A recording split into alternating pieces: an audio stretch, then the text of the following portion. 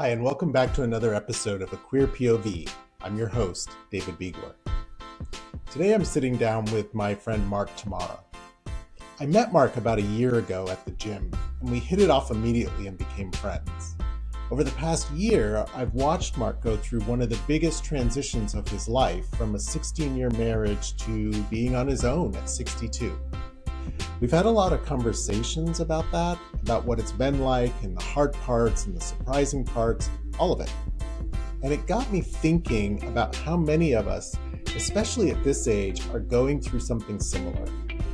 A relationship ends, a chapter closes, and you're standing there wondering, what's next? It felt like a conversation about transitioning out of a relationship and reinventing yourself was kind of long overdue. Mark was open to having that conversation with me here on the show. So here's my conversation with Mark.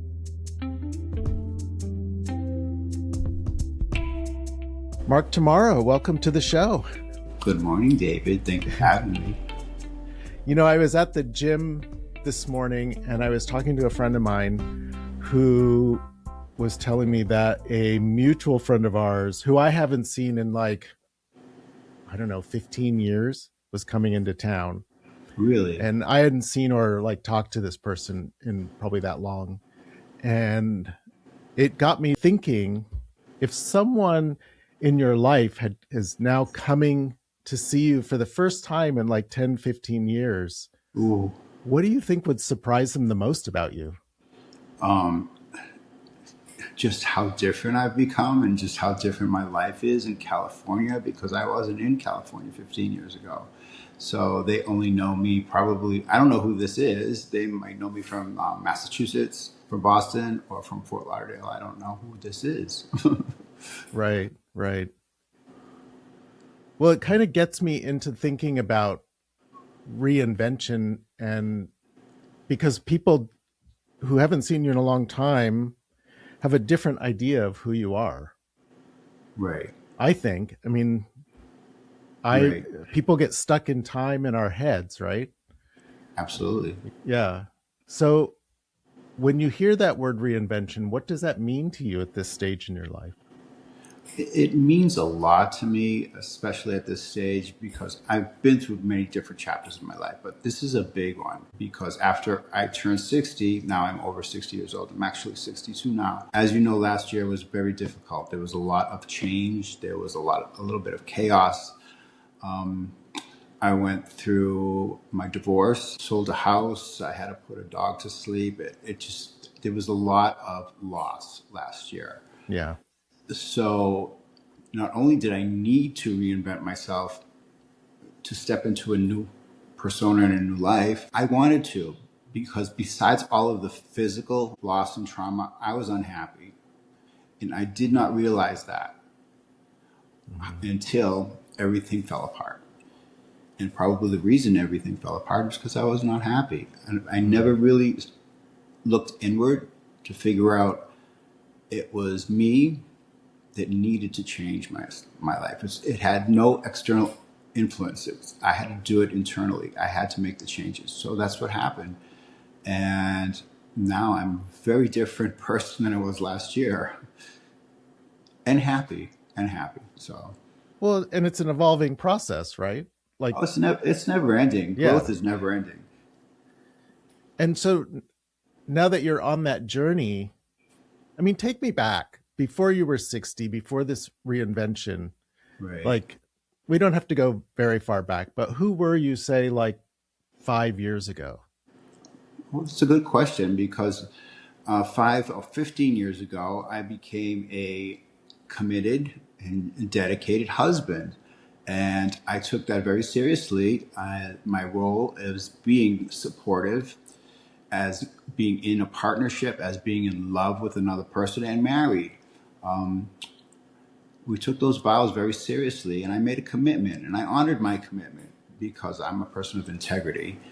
And I took on a supporting role at home, basically as a house husband, to support my husband's career growth. So all he had to do was focus on his position, work, and his company, and everything else was taken care of. And I was glad to do that because it was a team effort. We had our roles and responsibilities. However, it left me with a sense of unfulfillment because I wasn't growing personally as myself. We were Mm. growing together as a couple, as a team, as a partnership. However, there were some compromises that led to sacrifices that led to unhappiness and unfulfillment. And so the change was definitely needed. The change was definitely needed. So you sort of lost yourself in I that? did. I did. I lost the sense of myself. I lost who I was. I didn't have the independence that I've had most of my life. I had a lot of responsibility, which I didn't mind. But Mm. it also came with some great value and bonuses. Is that we were very comfortable, we were secure, we were happy together as a couple, and we had a good marriage, and we had a really good life. I mean, if you looked at it on paper, it was like a perfect life. However, that was our life, us. We made a life together. However, I lost myself. I did not have a life of my own. Mm. And So that led to the unhappiness, and unhappiness led to a lot of different unhappy and negative emotions and feelings. And the last thing I wanted to do was hurt my husband. So, we progressed, we transitioned, and we dissolved this partnership and marriage, and we've gone our separate ways this year. and what does that feel like for you now being on your own? You know, freedom, freedom is a wonderful thing. Everybody should have that freedom. I'm no longer committed and dedicated to another person. The only person I'm committed and dedicated now is to myself. Now, Right. and everything I do and say or act upon is in my own best interest, not for us, we. It's just me. So the reinvention is that I have to reinvent myself as a single person over 60 years old. Going back maybe into the dating pool, which is I've tried. I'm really rusty at that right now. It's taking a lot of practice, but it's exciting. I'm excited. I'm excited. Were you nervous at first when the relationship came to its end and you moved out into your own place? Absolutely. I gave up a lot of safety and comfort to go out in the world alone and do it all on my own. It's brave. You took the word right out of my mouth. I felt I was very brave to do that at this stage of my life, at this age. Maybe 20, 30 years ago, it'd be no big deal. But now, to give up all that safety and comfort, Mm. it was a big decision. It's a big decision.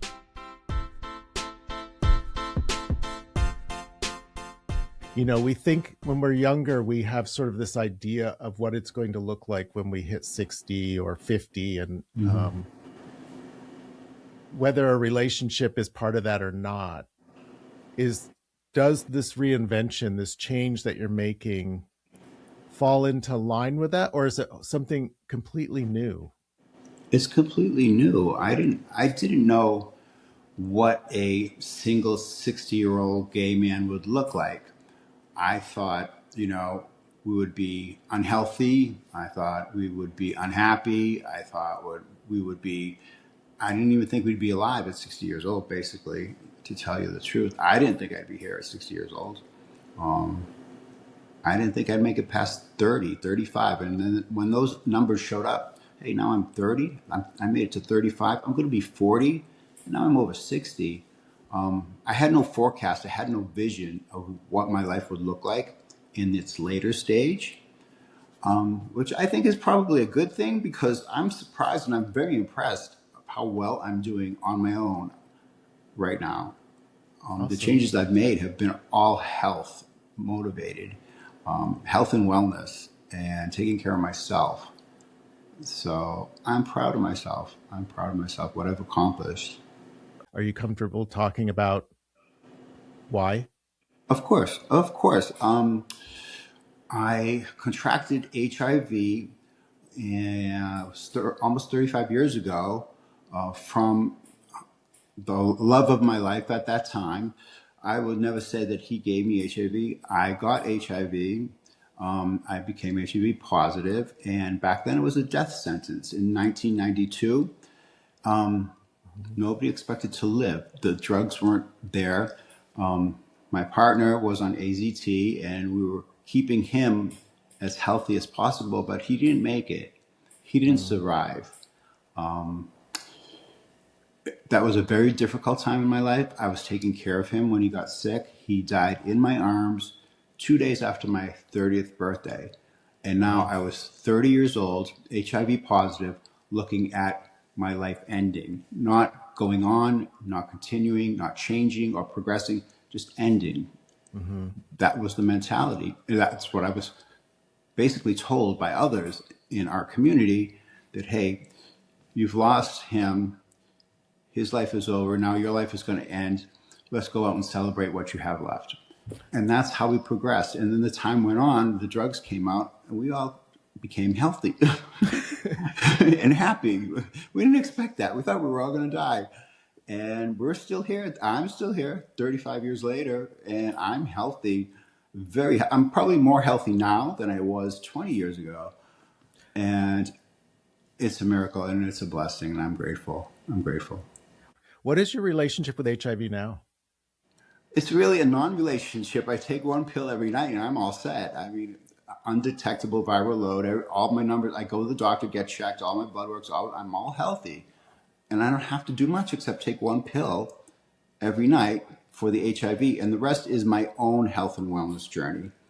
How I want to eat better, eat healthy, go to the gym, sleep well, eliminate anxiety and stressors, and all that, which everyone should be doing, but those of us with HIV should be doing it more than someone who doesn't have HIV, because it could fall apart a lot easier.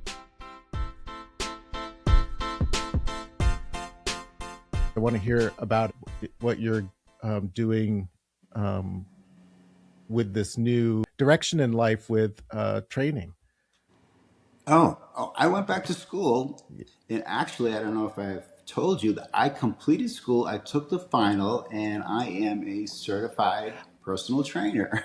Hey, congratulations. Thank you. I got an A on the final. It took 4 days, 200 questions. It was not easy. I don't know why I would have thought that this would have been an easy course and an easy graduation and certificate. It took me 9 weeks, total dedication. I was almost in school every day, at least picking up and reading once a day for an hour or two. And 9 weeks went by, and now I'm all done. I graduated. So That's so awesome. thank you. Congratulations. Thank You you. should I'm be really so happy proud about of that. yourself. Yes. I am. I really am. And my friends are telling me, we are so proud of you. You really did it. You buckled down, you had your goal, and you completed Yeah. it. Now this is part of a new chapter. I'm going back to work. I And will retired at 50. Now I'm going back to work. and will you use your knowledge of your HIV and your health and your body with your clients? Is that the type of client that you want to work with, or are you just open to all kinds of clients? Well, there are some rules and restrictions as to what you can share with your client. You can't direct them, put them on a diet program, put them on something that they're not ready for. You have to kind of customize the training program for the client you're going to train. And I don't have a specific specialty yet, which I'm going to work on. I don't know if Mhm. it's going to be directed towards nutrition or bodybuilding or weight management. However, I can represent myself as healthy and strong and fit and in good shape when to all my clients, that's the first step. I can make it a positive impression to say, hey, look at me. I'm 62. I look great. I feel great. I'm happy. You can do the same on this health and wellness journey, starting by exercising. This is the first thing you have to do. Everybody needs to exercise. So important. So important. Yeah, exercising can be as simple as walking every day. Absolutely. Yeah. Walking is actually one of the best exercises you can do and the easiest. Yeah. Mark, that's so amazing. I'm so proud of you. Thank I you. mean, you were like Thanks, David. You were working at this for a while. That's so awesome. Did you see me in the gym, in the lounge with the Yes. books and the notebook every day after training? I'm lifting Yeah. weights and then I'm going right to school. I didn't even change the locations, right in the gym. I go from lifting weights to school, never leaving the building. Yeah, but you were surrounded by what you were training for. Absolutely. That That was a great place to study. I was focused on fitness because I was surrounded by all fit men that go to our gym. It was a good experience. I kind of missed it actually. I kind of missed the school part of it because it was a positive experience. I loved learning. I didn't think I was able to learn again at this age. My memory's fine. I yeah, remembered everything I read. It was pretty cool. that's awesome. Yeah. What was your turning point? What was the moment where something clicked that was like, okay, I'm going to change my life. I'm going to change my direction, how I treat my body, how I approach being 60 or over 60.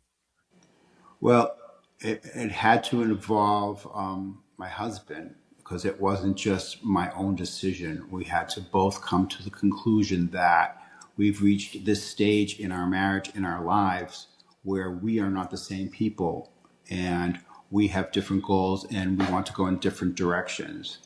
And so the communication was very, very important. And the agreement as to this is the best course of action. Let's just end our marriage on a happy note. It was a great marriage. We're still great friends. We still love each other. However, we're just going to go on as single men and pursue what makes us happy and healthy. When did you always want to get into training, or was it something that just you started thinking about later? I started training, working out, lifting weights in high school. Basically, I went in the football team's weight room so I could hook up with the quarterback. And he was my boyfriend. We became boyfriends in high school. My boyfriend, my high school That's boyfriend, funny. was the football quarterback, and we used to go in the training room. And we lifted some weights, but we did a lot more. Uh-huh. You That's lifted kind something. Oh yeah, I did. He was beautiful too. He really was. He was beautiful. So that's an ongoing and recurring theme through my life is a man, a boy, an adult, a man.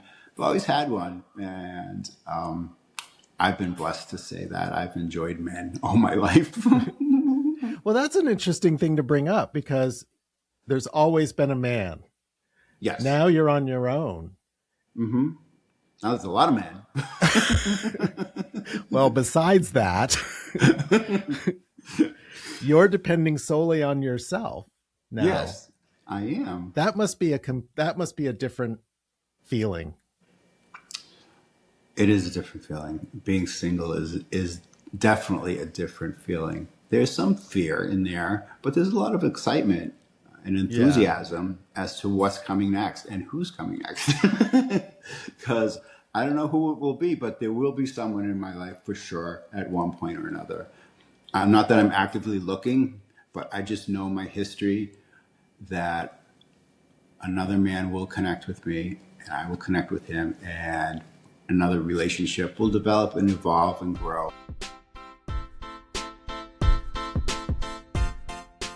Does it feel different though at this time? Like I don't want to say the looking for it, but the idea of what it would be, the idea of a relationship, does it feel and look different to you now than what they used to be and look like? Absolutely. By looking at the relationships I see now in our community, most of the men are already married. They may be looking for relationships outside of their marriage, but I think it's a lot more challenging to be single at an older age to meet somebody than it was at a younger age, naturally. You know, the ideal of what a man should look like has changed. When I was 30 years old, it's not the same as I am at 60 years old. So Yeah, I get that. we have to deal with that. So if you're looking down the road, you meet somebody, you think maybe we'll end up living together, maybe we won't. Maybe that's okay. Is that Uh-huh. a different approach. I mean, 'cause I know when I was younger, I used to like, I want to meet a man, I want to move in with him, I want to live with him, I want to have a relationship build that. And as an older person, is it that same way of thinking? No, my way of thinking is much different now. I don't want anything specific. I'm not looking for anything specific. I have no Mm-hmm. expectations, and I will have no regrets. This is going to be a different situation and scenario for myself and whoever becomes involved with me. In however we develop and nurture the relationship, it doesn't matter if we live together or not. However, I will not get involved with someone who's committed to another person. That's my own personal choice. No judgment on all these married couples and open relationships. It's just not for me. Not what I you just want, right? not. It's not what I believe in. It never was. There was never any open relationships or infidelity in my family. I was monogamous for over 16 years. I had no problem with it. I made a commitment. I took vows and I honored them. Mm-hmm. And if other marriages don't do the same, well, that's their marriage, but that won't be mine. That won't be mine. No. Have you always been someone who wants a one-on-one only relationship, a Yes, monogamous relationship? absolutely. Absolutely. That's what I was brought up to believe. You get married, you're married for life. In my family, you'd kill each other before you'd get divorced. There was no divorce in my family. They would literally, you'd have to kill each other before there would be any divorce. So things have changed. Yeah, yeah. Yeah, there won't be any murder. Well, that's good. I've got that on record. Okay. You can quote me. I will not murder anybody. It is interesting because when I was younger, I I was in open relationships and I was in monogamous relationships. Ultimately, in the end, for me, I prefer being in a monogamous relationship. It just Hmm. That's where I'm just more comfortable. Hmm. Um, I don't know if it's changed within the community or if I've just become more aware of it, but it does feel like there are more open relationships now than there used to be, or people are just more talking more about it now than they used to. So And now that I've been in the dating pool and I've been looking at the situation, I totally agree. There are a lot more open relationships now than I could ever imagine. A lot more. If that works for them, God bless them. yeah, no Let them judgment. do it. No judgment. Let them do it. I'm not Yeah. going to be part of that though. That's just not my choice. It's not my thing. No. Well, as far as relationships, what does passion look like to you now? What does intimacy feel like now? I don't think that's really ever changed for me. Passion and intimacy is naturally going to start with the physical aspect, Mm, which is having sex with a man, and that's where the connection will begin. And any relationship, all my past relationships and the ones I'm looking forward to in the future, need to begin with a physical connection. If there's no physical connection, there will be no relationship. As far as I'm concerned, there can be friendship. Sure, we can be friends, but it's not going to be a relationship, and love will not grow up. Physical love will not grow out of a relationship that doesn't include sex. hmm Um, Sex is really important to me. It's always been really important to me, and I'm looking forward to a lot more of it now that I'm single. So, yeah, yeah. Well, It's interesting how it changes though, because when Derek and I first got together, ours, if I compared our sex life now to then, it's evolved and it's become even more amazing. Like our and I think it's okay. I'm not gonna again, no judgment. For me, it was about him being the only person I give that energy to. okay. And with each moment, it feels like we grow closer and more intimate together. When, That's awesome. And Derek's yeah, a sweetheart. Derek is such a yeah. cutie. He's such a nice guy. And you guys together are amazing. So, Thank you. um, Go on. I'm so happy for you. I wish you all the best. Keep getting closer and have more sex. As much sex as you want, anytime you want.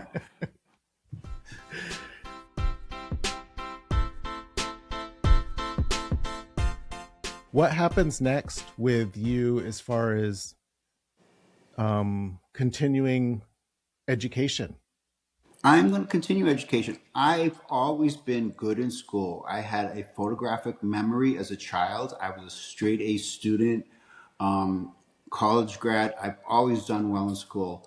And I thought that I didn't need to go to school anymore. I was done with that segment of my life, but now I'm rediscovering, it's part of my reinvention. I like school. And Oh, I'm that's going to interesting. continue and pursue this physical education, this training program by adding specialties on. I might become a nutritionist. I might be a bodybuilding coach. I don't know which direction I want to take Hmm. yet because I'm just entering the field. But continuing education, I think it's great. I've been told that, it's very, very impressive that I want to do that at this age and stage. And I just realized I'm a good student and I like it. I enjoyed the reading. I enjoyed learning. I've always enjoyed learning because I know for a fact that I learned from an early age, knowledge is power. So I always had a thirst for knowledge and I'm an avid reader and I'd love to learn and explore. And I was always curious to know more. And I'm rediscovering that in my reinvention that that hasn't changed. That hasn't changed. It may have That's awesome. subsided or I have put it aside for different reasons, but still, I loved learning. Everything I read, and it was a lot of reading. This was a lot of learning. It was a lot of biology. There was chemistry. There was math. There was a lot to learn, and I enjoyed it. I enjoyed it. Actually, after I graduated and I finished my final, I'm like, oh, now what am I going to do? It does sound like, though, that you got reacquainted with a part of you that maybe you forgot about or was just put to the side because of life. Absolutely. And you realized that learning ignites something in you, a passion. Exactly. I didn't realize or I forgot that I had a passion for learning. I have a passion for a lot of things, but most of them were put aside. My own Hmm. passions for myself were put aside for the greater good of us as a couple, which I'm discovering that I don't want to continue.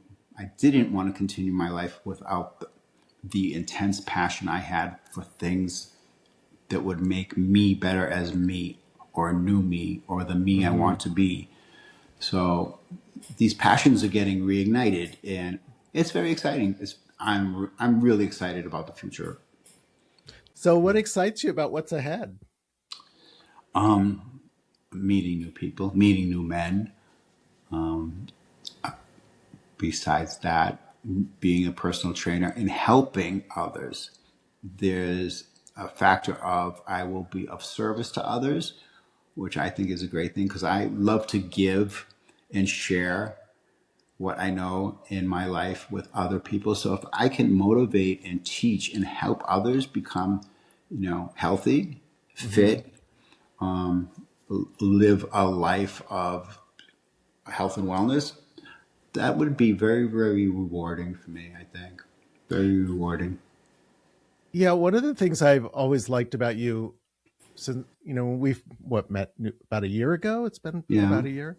Uh-huh. Is that you have this attitude? It's infectious. One, because you're full of energy, right? And you're always looking at things in a way of curiosity. Absolutely. Yeah, Absolutely. and you're always asking questions, which I Absolutely. really like that about you because it spurs conversation and you find Mm-hmm. out more about people. Mm-hmm. Just the process of discovery is so fulfilling. I've always been curious, and part of being curious is being fearless. I always believed that ignorance is based on fear. So if you're fearless, you won't be ignorant. So learn, study, be curious, find out if you have a question, ask it. Ask a Yeah, question. New experiences. I am not afraid to try anything new and never was. I am curious. I thirst for knowledge and new experiences. And I've had a lot of different experiences in my life. I mean, starting as a child, I was in gay bars at 16 years old. I was riding the subway at 13 years old. I was out and about, having a good time and learning not only about my community, our community, but about myself, what made me happy, what I wanted to know, who I wanted to be. And I took those as progress points to start different chapters of my life. Because every chapter has been different naturally. There's the high school, there's the college, there's the 20s, then there's the 30s, and then the 40s. They've all been different, but they've all been rewarding because I take that experience with me, and that helps me form and create this new reinvention, What this do new you process of being a different person. what do you think that 16-year-old Mark would think of you? Look at that daddy. That daddy's hot. Are you trying to I pick hope yourself it would. up?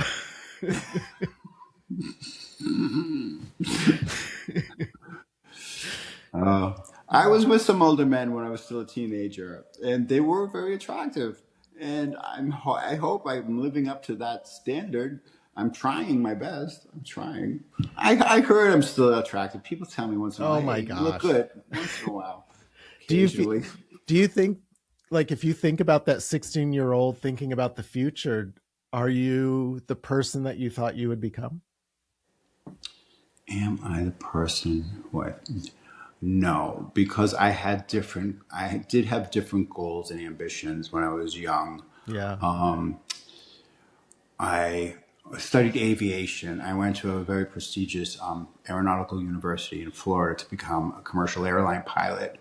And I was really good in the ground school. I was really good at flying the plane. However, being 1984 in the midst of the AIDS crisis and being in Florida, there was a stigma, and it became severe within the aviation community that, first of all, gays should not be pilots. Gays could not be pilots. Okay, that was one aspect of it. But the worst aspect of it was the fear of AIDS. I was in a Cessna 172 doing training flights, and the flight instructors would not get close to me. They would push themselves closer towards the door. And some of the flight instructors refused to teach me how to fly or progress in my aviation future. They were afraid by sitting next to me in a closed space that they were going to get AIDS. Because you were gay or because you had HIV? Because I was gay. I didn't have HIV at that point. I was still Okay. HIV negative. However, I made one big Wow. mistake that cost me my career and my future. Was I hooked up with a little huddy from the flight line who was out and proud and decided to share our experience together with the rest of the school. So he kind of outed me to flight instructors and the aviation directors that he's gay, and they didn't want to teach me how to fly, and they literally flunked me on my flight test. They say, "Oh, you punched a cloud." I didn't punch the cloud. The cloud was over here. I have full VFR view. Oh, you punched a cloud, fail. And I had to retake these courses, these flight lessons over and over again until my parents said, "Hey, what's going on? You know, we can't keep paying for your flight lessons if you keep failing." I'm like, "I'm a good pilot. I swear I'm a good pilot. I know what I'm doing. I know what I'm doing." So that was a real difficult time in my life, and that really destroyed the future that I had envisioned for myself. The dream of becoming a commercial airline pilot. I'm still a pilot. I went all the way up to IFR, instrument flight rules, to an engine. I was good. Did my solos. I could go anywhere I wanted around Florida. But it ended there. My career ended there. So I had to make a shift. Do you still have a pilot's license? I haven't renewed it, Hmm. but I could. I What, could very easily. when was the last time you actually flew? So probably when I was in my 40, probably about 40 years old. So it's been over 20 years. Yeah, it's been over 20 Wow. years. That's cool. Yeah, flying is Yeah. cool. Yeah. Oh, I loved it. I loved it. And I was I, really good at it too because I loved it and I wanted to be a pilot. So I took it very, very seriously. I was a good pilot. I did very well with the aircraft. I was fearless. I wasn't afraid. I learned what I needed to know. I could have been a pilot. I really could have been a pilot. I should have been a pilot, but it didn't work out. so then, knowing all those things that you've been through, are you, I mean, to me, it feels like you're super happy where you are right now in your life. I And, am. and it feels like, I mean, I haven't known you for that long, about a year. But from the conversations that we had, it also feels like you are much happier with yourself than you used to be.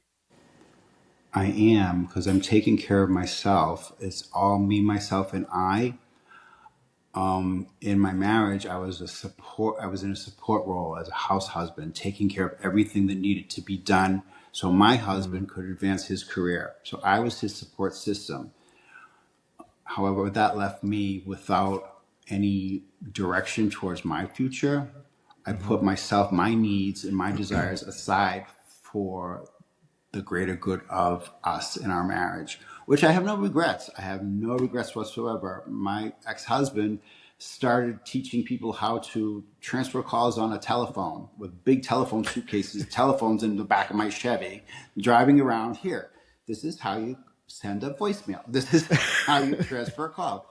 Now he's the director of a telecommunications company in the Bay Area, and I'm very, very proud of him. And I'm very, very proud that I was able to help him achieve this level of success in his career. So we're both very proud of what we accomplished, and we're both happy about our marriage and what we had and what we did because it was successful. I got a lot of, oh, I'm so sorry to hear about your divorce. There's nothing to be sorry about. This is just not a sad and bad time in my life. This is just a new opportunity to become a different person for the both Yeah, of us. that's For a the both of us. that's actually a beautiful way to look at it. I appreciated the condolences, but they weren't necessary at all. But it seemed like as soon as someone hears the word divorce, they envision tragedy and disaster and failure. And it was none of that. It was Yeah, none of that. I mean, I think we naturally look for the negative in things. That's sad. I think it's a But natural thing, especially when something like divorce or some kind of loss happens. I think as a species, we're always looking for, like, why? What happened? What went wrong? right. Instead Yeah. of like, maybe it was right. Maybe it went right. It did go right. It just evolved into just a different life. Yeah. It evolved. That's all. The marriage, we made it happen. We did the best we could. We loved each other. We built a great home together. We traveled. We did everything. But it was over. And we look back and say, hey, that was a really good time. Yeah, it was. Mm-hmm. Yeah, it was. We still talk about it. Some of the stuff we did. Very impressive between the two of us. And you're still friends. Absolutely. Yeah. Absolutely. We're going to have a nice dinner tomorrow night. We're still great friends. We still talk every day. And we're always going to be friends. We will always be friends. I love my ex-husband, and I know he loves me too. So, That's sweet. Yeah. thanks. Did you, in the course of all that, making that switched into your own life from a couple's life, what did you have to let go of?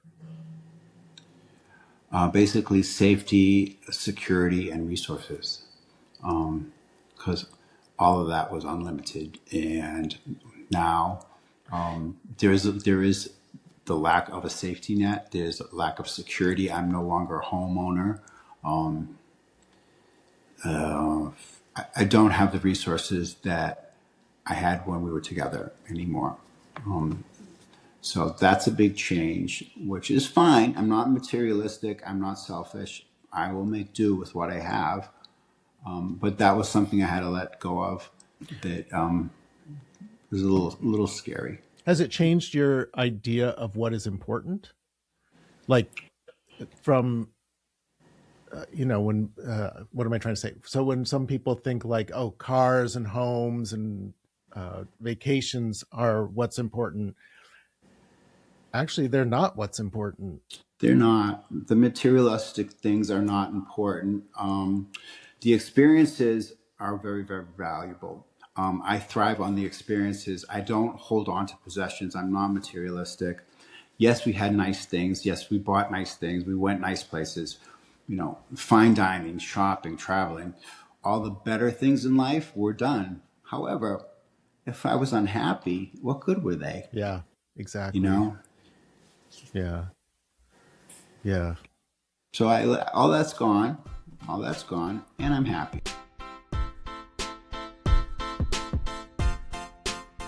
I think that, especially as we age, right, we get a little more fearful of big change,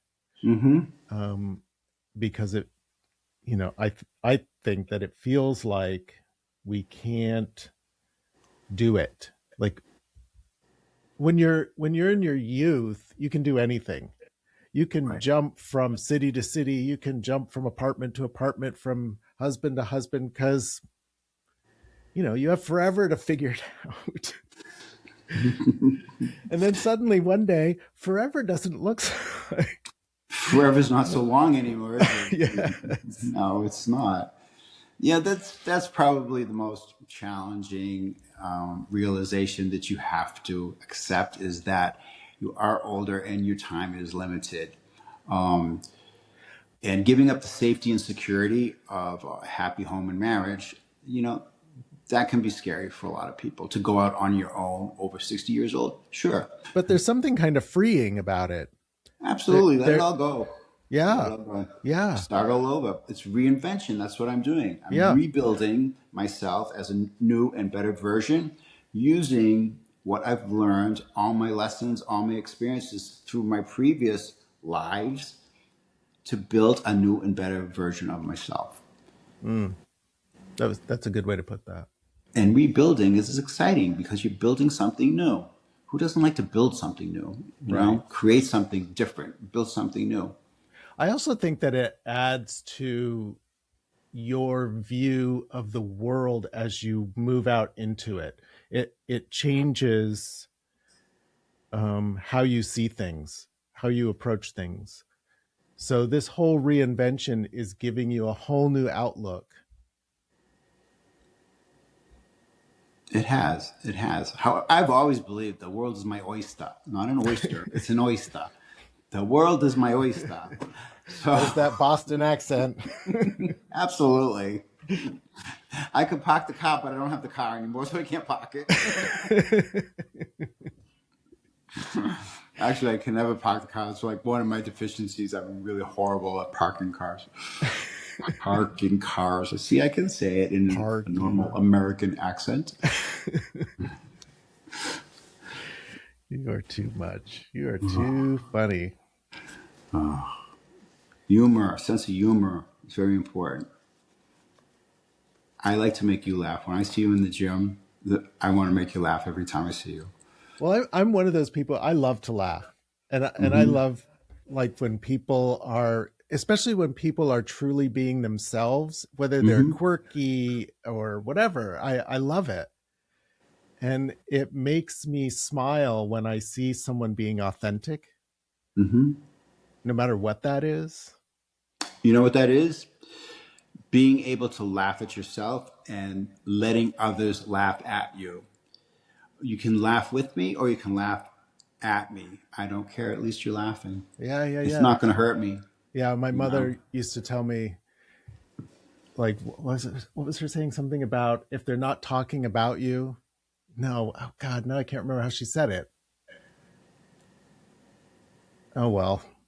You know how I say it is, I'm going to start worrying when they stop talking. Yeah, that was it. That was what Is my that mother it? used to say. Yeah.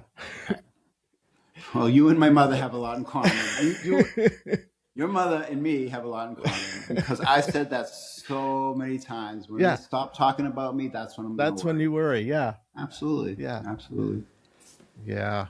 All right. So what would you say to your younger self now? If you could go back to that 16-year-old kid we talked about earlier, what would you say to him? Not to tell him what's coming, but like, what would you say to him about life? Well, there are going to be challenges. There are going to be setbacks. But with experiences, you're going to learn. You're going to learn. You're going to grow. You're going to take value in things that you've learned and things that you experienced, not things that you've had or bought. But you're going to learn and grow and value what you've been through, the good, the bad, and the ugly, because they're all life lessons. And don't be afraid. First of all, I have a lot of faith, and I believe you need to have faith. Have faith in yourself, have faith in the future. Just say to yourself, everything's going to be all right. Everything's going to be all right. Say a prayer. If you have nothing, you can hang on to faith, because faith will never leave you if you have it. If you have faith, you can lose everything. You have faith, you're still going to win in the end. I believe that. That's great advice, actually. I believe that's how I've lived. I've always had faith. I was brought up Catholic, parochial schooling, not so much a church person anymore, but I've never lost my faith. So I think we had this conversation before. You believe in God. Absolutely. Yeah. I thank God every day and every night, and every little blessing that comes my way, I'm grateful. I live in gratitude because God's got my back. It's not my plan. I'm going to try my best to do it my way, but it's God's plan. And if something happens that's not what I had planned or not what I had wanted, it wasn't meant to be. It wasn't my plan. It was God's plan. That's what faith means to me. Have trust in God that He will take care of you. And that's gotten me through some really, really hard times. And I've gone through points in my life where I've had absolutely nothing left. Absolutely nothing. I mean, zero. But I've had faith. And from that, everything came back. It keeps you going. Absolutely. Yeah. Absolutely. So I really would like to go back to church, but I still have some issues with church. Yeah. There are a few churches in Palm Springs though that are oh God, what are they called when they're non-denominational? Is that right? Non-denominational. Yeah, there is a really good one right off Palm Canyon, and I'm thinking about going back to services. It's something to do on a Sunday morning that always left me feeling good. It's just like therapy. It's like a form of therapy. Going to church, you leave church, you always feel better. Is it a nice way for you to connect to a community or the community?